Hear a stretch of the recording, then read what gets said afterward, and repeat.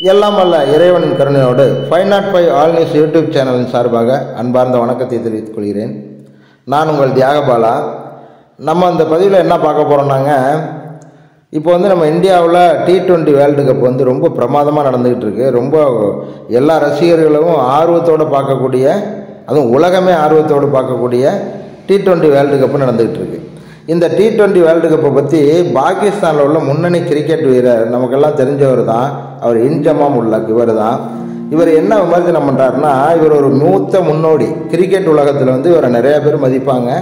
இவர் ஒரு ஆன்மீகவாதியாக இருந்து கொண்டு கிரிக்கெட்டில் மிக பிரசித்தியோட சிறந்த பேட்ஸ்மேன்.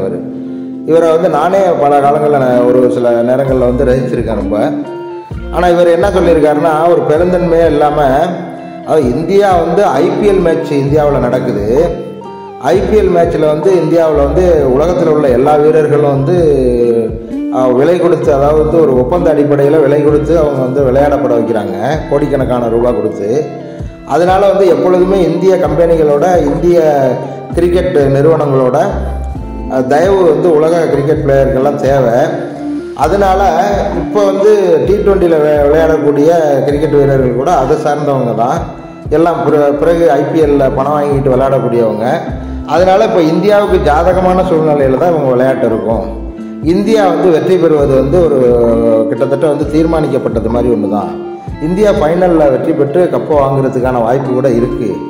ஏன் அப்படின்னு சொன்னால், நம்ம பாகிஸ்தான் அணியில் நிறைய திறமைமிக்க வீரர்கள் விளையாண்டும் கூட நம்ம இந்தியாவில் நடக்கக்கூடிய இந்த T20 வேர்ல்டு மேட்ச்லலாம் நம்ம சோபிக்க முடியல. அதே மாதிரி இந்தியா சார்ந்து இப்போ இந்தியா, அதை கிறிஸ் கெயிலும் சொல்லியிருக்காரு, வெஸ்ட் இண்டீஸ் கிறிஸ் கெயிலும், இந்தியா தான் உலக கிரிக்கெட் ஆளுது, உலக கிரிக்கெட் மீது ஆதிக்கம் செலுத்துதுன்னு.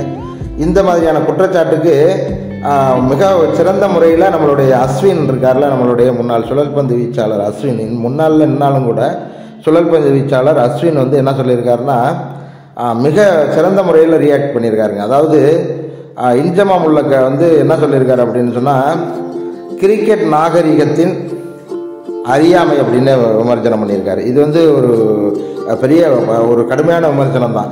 கிரிக்கெட் நாகரிகத்தின் அறியாமை அப்படின்னு சொல்லி இன்ஜமாம் உல்லக்கை நான் பார்க்குறேன். இவர் என்ன சொல்கிறாருன்னா, ஒரு நேரம் இன்ஜமாம் உல்லக்கோட ஒரு ரசிகராக கூட இருந்திருக்கேன்.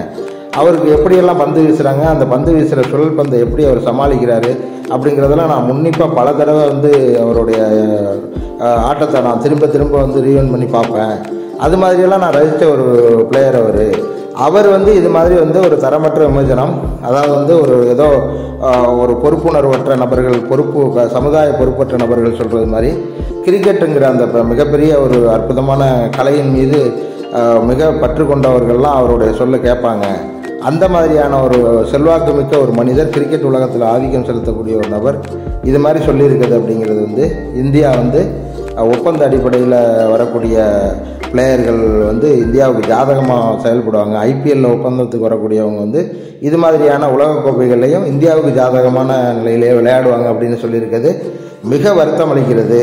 இன்னும் என்ன சொல்லியிருக்காருன்னா, எலன் மாஸ்க்கு ஒரு ட்விட்டர் நிறுவனத்துடைய தலைவர் எலன் மாஸ்க்கு ஒரு ரெக்வஸ்ட்டே பண்ணியிருக்காரு. அதாவது நீங்கள் இவருடைய ட்விட்டர் பதிவை எடுக்கணும், ட்விட்டர்லேருந்து இவருடைய ட்விட்டர் பதிவு இந்தியாவுக்குள்ளே வராமல் எல்லாது எங்கள் மாதிரி நாகரீகமாக விமர்சனம் செய்யக்கூடிய, ஏற்றுக்கொள்ளக்கூடிய நபர்களுக்கு இவருடைய ட்விட்டர் பதிவு வராமல் நீங்கள் பிளாக் பண்ணணும் அப்படிங்கிறது மாதிரியெல்லாம் கொடுத்துருக்காரு. உண்மையிலே அஸ்வினுக்கு வர்ற ரோஷம் நியாயமான ரோஷம் தாங்க. இந்தியாவில் எவ்வளவோ பிளேயர்கள் திறமையின் அடிப்படையில் விளையாண்டு வர்றாங்க. அதே மாதிரி திறமையின் அடிப்படையில் வரக்கூடிய அயல்நாட்டு விளையாட்டாளர்களுக்கு இந்தியா மதிப்பு கொடுக்குது.